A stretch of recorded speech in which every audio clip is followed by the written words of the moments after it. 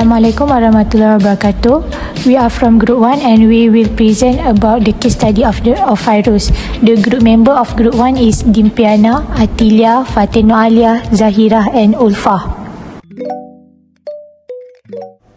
The answer for the question 1 is Mr. Fairuz is entitled to receive this medical benefit and get treatment at any socio-penal clinic or government hospital or clinic under contract with SOSO until he is fully recovered. There are some conditions as stated that must be fulfilled. Secondly, Mr. Fairuz is entitled to receive this temporary disablement as he was detained for more than 4 days in the hospital and unfit for work. The payment will be made based on the period basis and circumstances of disability to the work that caused by the accident. Also, there is some condition that must be fulfilled as stated. My name is Dimpiana and I will continue to answer question 1 on what benefit Fairuz will get under Employment Provident Fund EPF Act 1991. Under EPF, Fairuz could apply for partial withdrawal under health.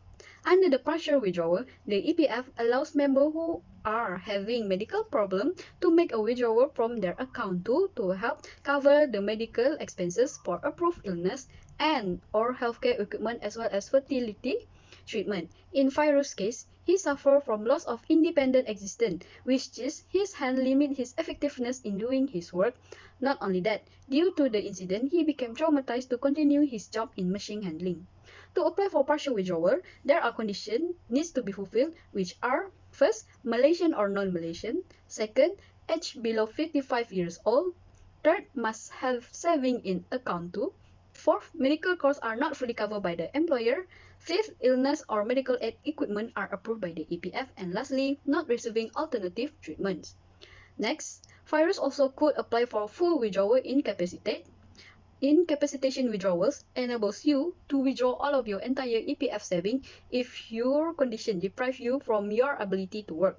The conditions need to be fulfilled in order to apply for full withdrawal under incapacitated are first, Malaysian or non-Malaysian, second, age below 60, third, have saving with the EPF, and then fourth, unemployed, and then fifth, certified physically or mentally incapacitated by a medical practitioner. Then lastly, must be assessed by the EPF Medical Board. Appointment with the EPF Medical Board will be made upon counter submission.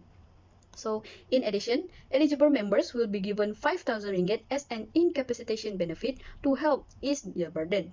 For incapacitation benefits, members that meet the requirements, EPF will award qualified members with an incapacitation benefit of 5,000 ringgit at the EPF discretion. So for additional information about the withdrawal, you can go through section 53B, section 54, and section 54C. That's all for question 1. Thank you. Assalamualaikum warahmatullahi wabarakatuh. My name is Nur Zahira binti Abdurrahman and I will present on the duties of an employer when accidents occurs at the workplace. Accidents can occur at any time and in any place, including the workplace. Employees' occupational safety and health should be taken care of by their employer. The higher-ups have their own duties and responsibilities related to their positions, which also include the staff. Firstly, it is important for the employer to provide medical care and aid to their employees. Whether the accident is serious or not, the employee should be sent to one of the nearby clinics or hospitals to get a checkup or treatment. The more serious the accident, the more immediate the employee's response should be. The employer could also assist the injured employee with all of the required processes. Aside from that, the employer is also responsible for reporting and recording the injury in the organization's accident book.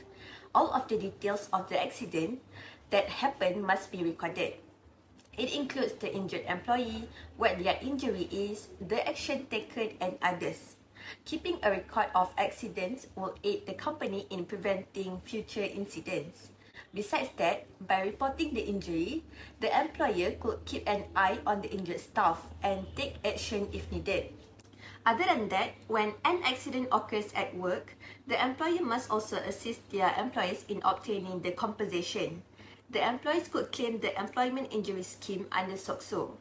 There are many benefits under the scheme that can be claimed by the employees, such as medical benefits, facilities for rehabilitation, temporary disablement benefits, and more.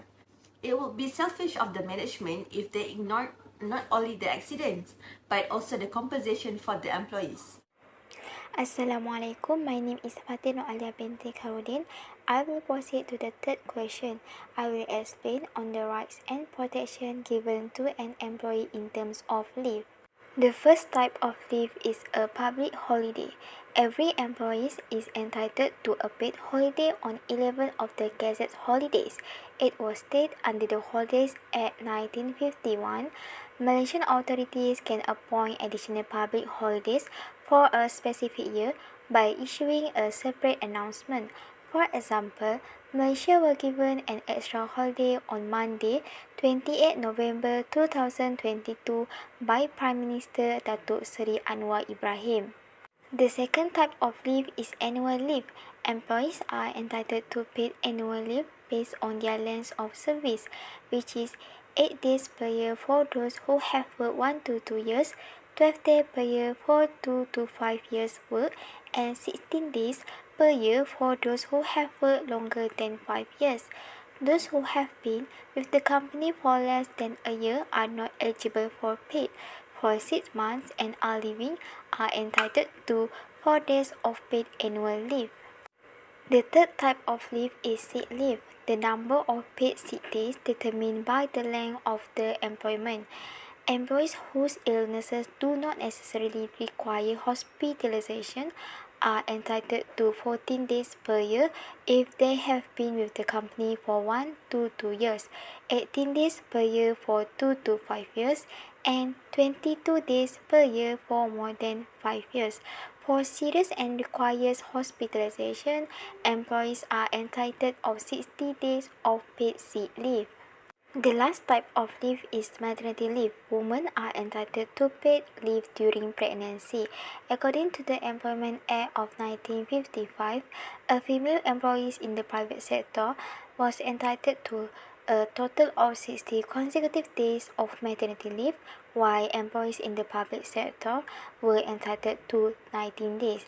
Action will be taken against employers who fail to comply with the updated regulations. Assalamualaikum and hi, my name is Ulfa Az-Zuhra binti Zulkifli and I will proceed to the last question, which is question 4. The question given is discuss the action that can be taken against the employer in Fairuz case. So, as we can see from Fairuz case, we can learn that his case is referring to the basic rights that every employee should expect from their organization. In Fairuz cases, what I can conclude is that this basic is referring to the rights from a safe and healthy workplace, freedom from discrimination right, and rights to a reasonable working hour. So, the actions that can be taken against the employer in Fairuz case are, in this case we refer to no specific common law that states the employer should take care of the well-being of an employee's mental health, as Fairuz is trauma from the incident that happened to him. Hence, no tort under Malaysian law for negligent infliction of mental suffering such as in Fairuz's case. But Fairuz could take an action by filing a lawsuit against his employer. To make Fairuz's employer liable for negligence, 4 elements need to be fulfilled by Fairuz, which are duty, breach of duty, causation, and also damage. In addition, we need to remember that as the employee, under Malaysian termination law, they are entitled to resign without providing a reason. But still, if they want to file an unfair dismissal claim, they also need to adhere to substantive and procedural fairness. They have 60 days to file claim, and it would be wise to have proper records and documentation ready to prove that they were unfairly dismissed or forced to resign.